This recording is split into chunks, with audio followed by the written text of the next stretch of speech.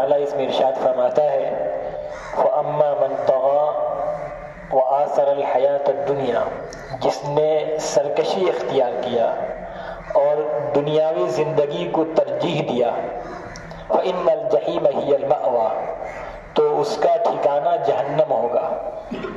وَأَمَّا مَنْ طَغَى، جس نے سرکشی اختیار کیا دین کے مقابلے میں، اللہ کے احکامات کے مقابلے میں، اور جس نے دنیاوی زندگی کو ترجیح دیا، اس کا ٹھکانہ جہنم ہوگا۔ اس کے بالمقابل وَأَمَّا مَنْ خَافَ مَقَامَ رَبِّهِ، جو اللہ کے سامنے کھڑا ہونے سے ڈرتا ہے، جس کے دل میں یہ خیال ہے کہ ہمیں اللہ تعالیٰ کے سامنے پیش ہونا ہے اور اللہ تعالیٰ کے سامنے کھڑے ہو کر کے حساب و کتاب دینا ہے، تو جو اللہ کے سامنے کھڑا ہونے سے ڈرے اور کیا کرے، اپنے نفس کو خواہشات سے روکے رکھے، وَنَهَى النَّفْسَ عَنِ الْهَوَىٰ، اور خواہشات سے اپنے نفس کو روکے رکھے، فَإِنَّ الْجَنَّةَ هِيَ الْمَأْوَىٰ، تو ایسے شخص کا ٹھکانہ جنت ہے۔ گویا کہ جنت پانا بہت آسان ہے، جنت کو پانا بہت آسان ہے۔ اللہ کا ہر ٹائم یہ خیال ہو کہ ہمیں اللہ کے سامنے حاضر ہونا ہے، ہم جو بھی کام کریں دل میں یہ خیال ہو کہ اللہ کے سامنے ہمیں حاضر ہونا ہے۔ ایسا نہ ہو کہ اللہ کے سامنے جب ہم پیش ہوں تو اللہ تعالیٰ یہ پوچھے کہ تم نے یہ کام کیوں کیا، یہ کیوں نہ کیا۔ انسان جب جو بھی کام کرے گا، جب دل میں یہ خیال ہوگا کہ اللہ کے سامنے پیش ہونا ہے، تو وہ اپنے آپ کو گناہوں سے بچائے گا، اپنے آپ کو غلط چیزوں سے بچائے گا، چاہے وہ دکان پہ بیٹھا ہوا ہو، بازار میں ہو، چاہے وہ بے سامان بیچ رہا ہو، چاہے سامان خرید رہا ہو، چاہے آفیسز میں ہو، چاہے وہ کھیتی باڑی میں کر رہا ہو، چاہے جس کام میں لگا ہو، مزدور ہے اپنے مزدوری میں لگا ہوا ہے، ہر ٹائم، ہر آن، ہر لمحے جسے یہ خیال ہو کہ ہمیں اللہ کے سامنے حاضر ہونا ہے، تو وہ جب دل میں خیال ہوگا تو گناہوں سے بچے گا، اور گناہوں سے بچے گا، نہى النفس عن الهوى، خواہشات کو اپنے آپ کو خواہشات سے روکے رکھے گا، فإن الجنة هي المأوى، تو ایسے شخص کا ٹھکانہ جنت ہوگا۔ دنیا کے جس فیلڈ میں آپ جائیں، جہاں بھی جائیں، دل میں یہ خیال ہو کہ اللہ ہمیں دیکھ رہا ہے۔ آپ جگہ جگہ لکھا ہوتا ہے خبردار، آپ سی سی ٹی وی کیمرے کے نگاہ میں ہیں، سی سی ٹی وی کیمرے کی نظر میں آتا ہے، ہر جگہ آپ دیکھتے ہیں عام طور سے لگا ہوتا ہے۔ دنیا کے یہ ایسے چھوٹے موٹے کیمرے، اللہ کا کیمرہ تو ہر ٹائم لگا ہوا ہے۔ جب ہمارے ذہن میں یہ خیال ہو جائے، تصور ہو کہ اللہ کا کیمرہ ہر جگہ لگا ہوا ہے، چاہے وہ کالے پہاڑ کے نیچے کالی چیٹی بھی ہو، اللہ کو پتا ہے وہ کیا کر رہی ہے، کیا کرنے والی ہے۔ جب یہ خیال ہوگا تو ہم غلط چیزوں سے بچیں گے اور اپنے ایمان کو مضبوط کریں گے، آخرت کی فکر کریں گے، تو اللہ بھی راضی ہوگا، اس کے نبی بھی راضی ہوں گے، تو جنت ہمیں ملے گی انشاءاللہ۔ دنیا میں بہت سے اللہ کے بندے گزرے ہیں جنہوں نے اپنے دنیا میں آنے کے مقصد کو سمجھ لیا۔ حضرت داؤد تائی بہت بڑے اللہ والے گزرے، 40 سال تک لگاتار روزہ رکھا انہوں نے، 40 سال تک۔ یہاں ایسا روزہ رکھا کہ جو گھر کے لوگ تھے انہیں پتہ نہیں کہ روزہ ہے، یہ حال تھا۔ دوپہر کا کھانا لے کر کے جاتے، جہاں عبادت کرتے تھے وہاں کے لیے کھانا پیک کر کے لے کے جاتے، اور رستے میں کسی حاجت مند کو وہ کھانا دے دیتے۔ دن بھر روزہ رکھتے، شام کو آتے لوگوں کے ساتھ بیٹھ کے کھا لیتے، لوگ سمجھتے کہ نہیں روزہ تو ہے نہیں۔ 40 سال گزار دیا اسی حال میں۔ ایک دن ایک شخص ان سے ملنے کے لیے آیا، داؤد تائی رحمۃ اللہ سے، تو ان کے گھر میں ایک مٹکا رکھا ہوا تھا، بہت پرانا قدیم مٹکا جس کا پانی اب ٹھنڈا نہیں ہوا تھا، بالکل قدیم مٹکا۔ تو اسے پیاس لگی تھی، شدید گرمی کا موسم تھا، وہ پانی پینے کے لیے مٹکے میں گیا، تو پانی بڑا گرم پانی تھا اس میں، اور پانی کا ذائقہ بھی عجیب تھا۔ کہا حضرت ارے کم سے کم ایک مٹکا تو اچھا ہوتا، ایک مٹکا تو رکھ لیتے، کم سے کم اچھا پانی مل جاتا۔ فرمایا جب ہماری خواہشات ایسی ہو جائے کہ ہر وقت ہمارا ٹھنڈا پانی پینے کا دل کرے، عمدہ کھانا کھانے کا من کرے، بہترین لباس پہننے کا من کرے، تو آخرت کے لیے ہم نے کیا چھوڑا؟ پھر آخرت کے لیے ہم نے دنیا میں سب مل گیا ہم کو، تو ٹھنڈا پانی مل جائے ہر ٹائم ہمارے لیے، بہترین کھانا مل جائے، بہترین غذا مل جائے اور بہترین لباس اور کپڑا مل جائے، تو آخرت کے لیے بھی کچھ چھوڑا ہم نے؟ اس طرح دنیا میں اللہ کے بندوں نے اپنی زندگی گزاری ہے۔ لیکن نفس ہمارا جو ہے نا، نفس تو اس بات کا تقاضا کرتا ہے کہ ہمیں ہمیشہ آرام ملے، اچھی سے اچھی چیزیں ملے، اچھی سے اچھی آسانی ملے، نفس یہی چاہتا ہے ہمارے لیے۔ شیطان اسی سے خوش ہوتا ہے، نفس خوش ہوتا ہے، اور نفس کو ہمیں نہیں، نفس کو ہمیں کمزور کرنا ہے، ہمیں اللہ کو راضی کرنا ہے، اپنے روح کو مضبوط، نفس کو کمزور کرنا ہے، روح کو مضبوط کرنا ہے۔ اللہ تعالیٰ سب کرنے والا ہے، اللہ نے دیا بھی، ایسا نہیں ہے اللہ دے پھر بھی ہم اپنے نفس کو ذرا سا کنٹرول میں رکھیں۔ رمضان ابھی گزرا، روزہ ہم نے رکھا، اس کا مقصد کیا تھا؟ اس کا ایک مقصد یہ بھی تو لعلکم تتقون، تاکہ تمہارے اندر تقوی پیدا ہو جائے۔ تقوی پورا ایک مجموعہ ہے، شریعت کا پورا مجموعہ ہے تقوی کا۔ یہ تو اپنے آپ کو گناہوں سے بچانا، غلط چیزوں سے بچانا، صحیح راستے پہ چلانا تقوی ہے یہ۔ تو ہم جب اچھے رہیں گے اللہ کی مدد بھی آئے گی۔ شیخ داؤد طائی کا یہ واقعہ ہے کہ ان کے دور میں ایک خاتون آئی، ایک خاتون بڑا پریشان تھی، اس کے شوہر کا انتقال ہو گیا اور اس نے کچھ نہیں چھوڑا گھر پہ، صرف 3 درہم چھوڑا، فقط 3 درہم چھوڑا۔ وہ پریشان تھی کیا کرے، کسی طرح بازار گئی، ان 3 درہم سے اون خرید کے لے آئی اور اس اون کو کچھ بنا کر کے بازار میں بیچا تو اس سے 5 درہم ملے، 2 درہم کا فائدہ ملا۔ تو اس 2 درہم کا کھانے کا سامان لے آئی اور 3 درہم کا پھر اون لے کے آئی، اور اس طرح سے کام کرتی رہی، اس کا کام چلتا رہا، زندگی گزرتی رہی۔ دھیرے دھیرے وقت گزرتا رہا، ایک دن بازار سے اون لے کر کے آئی، کھانے پینے کا سامان لے کے آئی، بچوں کے لیے کھانا دینے جا رہی تھی، اسی درمیان ایک پرندہ آتا ہے اور اس کا اون کا گولا لے کے بھاگ جاتا ہے۔ جو 3 درہم کا اون تھا وہ لے کے پورا بھاگ گیا۔ اب اس کی تو دنیا، اس کا جو مستقبل ہے وہ تو اندھیرا ہو گیا کہ ہم تو اسی سے کماتے تھے، اسی سے کھاتے تھے، اب ہم اپنے بچوں کو پالیں کیسے؟ پریشان حال، غم میں ہے، غصے میں ہے، پورا دن گزر گیا، رات گزر گئی، ٹینشن میں کیا کریں اللہ۔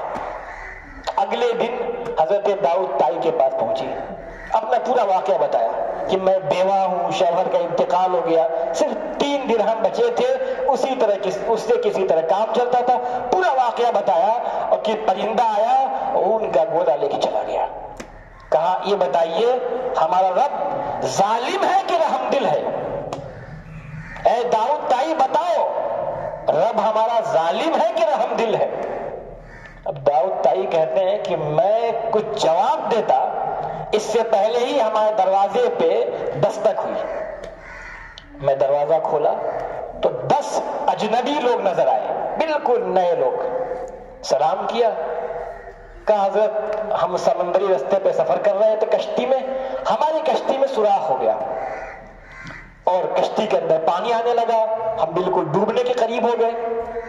اسی درمیان ہم سب نے یہ دعا کیا اللہ تعالیٰ سے کہ اللہ اگر جان بچ گئی تو ہم میں سے ہر بندہ 1000 درہم صدقہ کرے گا، ہر بندہ۔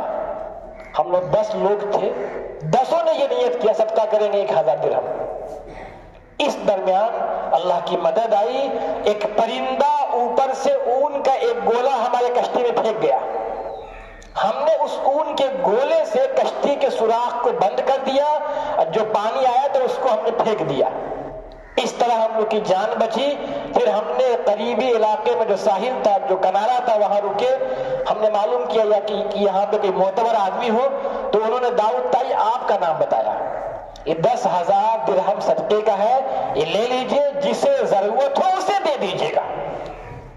داؤد طائی آتے ہیں، اس پیسے کو اس خاتون کے حوالے کرتے ہیں جو بیوہ خاتون تھی، جس کا اون غائب ہو گیا تھا، جو پرندہ لے گیا تھا، اس خاتون کو 10,000 درہم اس کے حوالے کرتے ہیں اور پورا واقعہ سناتے ہیں کشتی والا۔ پھر اس سے پوچھتے ہیں اب بتا رب ظالم ہے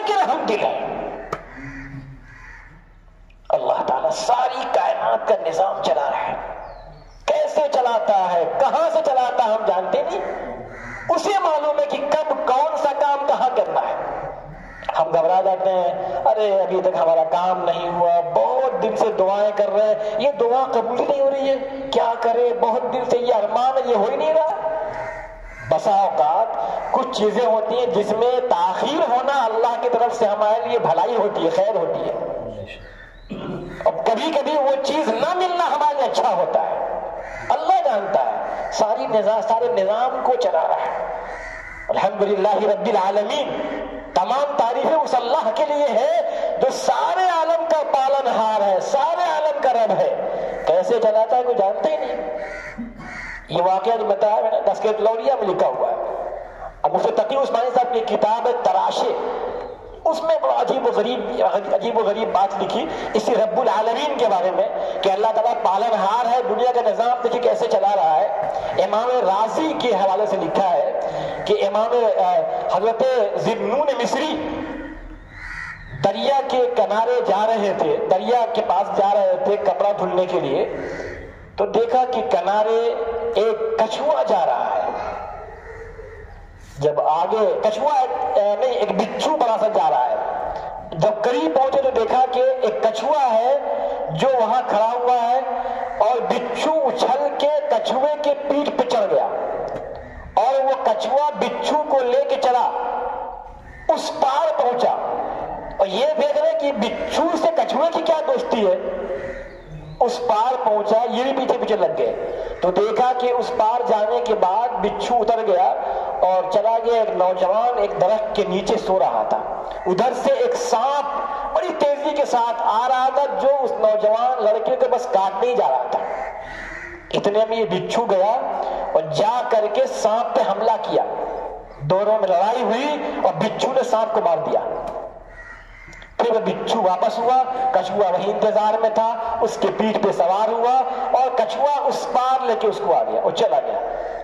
ذی-النون مصری کہتے ہیں کہ میں وہیں بیٹھ کے اللہ کی شان میں کچھ اشعار گنگنا رہا تھا کہ واہ مولا تیری ذات کتنی اعلی شان ہے کہ تو کیسے انتظام کرنے والا ہے، کہاں سے بچھو کو لے آیا، کہاں سے کچھوے کو لے آیا، اور سانپ سے بچانے کے لیے اس قدر انتظام کرنے والا ہے. حالانکہ اللہ چاہتا تو سانپ ہی نہ کاٹتا.